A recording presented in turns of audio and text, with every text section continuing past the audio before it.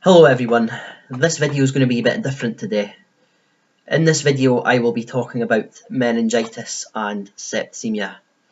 And the reason I'm making this video is because a close friend of mine was affected by this illness a couple of years ago.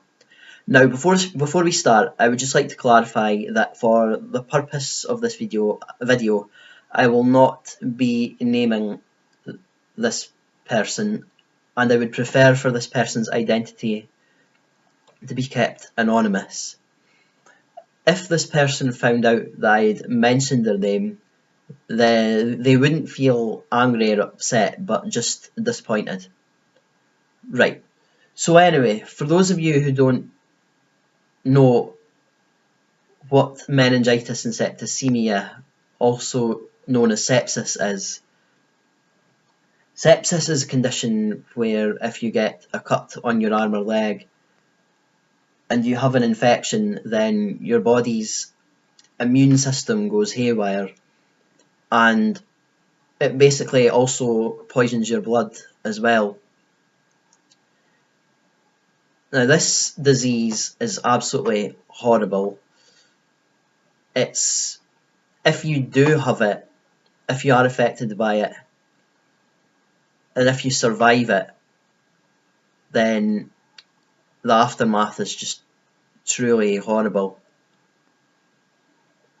But the sad thing is, not everyone survives it. There are some who've sadly died because of it. But if you are lucky enough to have survived it, then life won't be easy for you. You will most certainly have to go through amputations, and that is horrible, like really bad. I also have a leaflet here as well, which gives information about sepsis. You see the front there, and there's more here as well.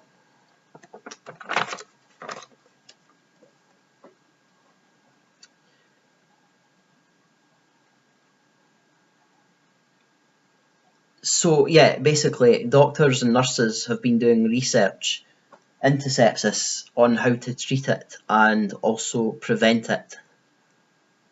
So if you discover that you do have sepsis, then you should get yourself in an ambulance and off to the hospital as soon as possible, because if you don't act fast enough, then sadly you could die.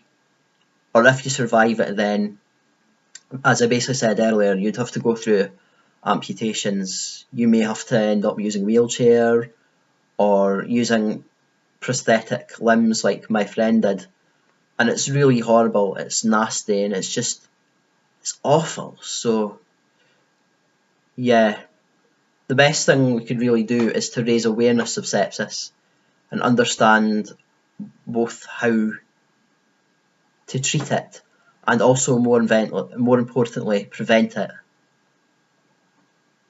Okay everyone, thank you for listening.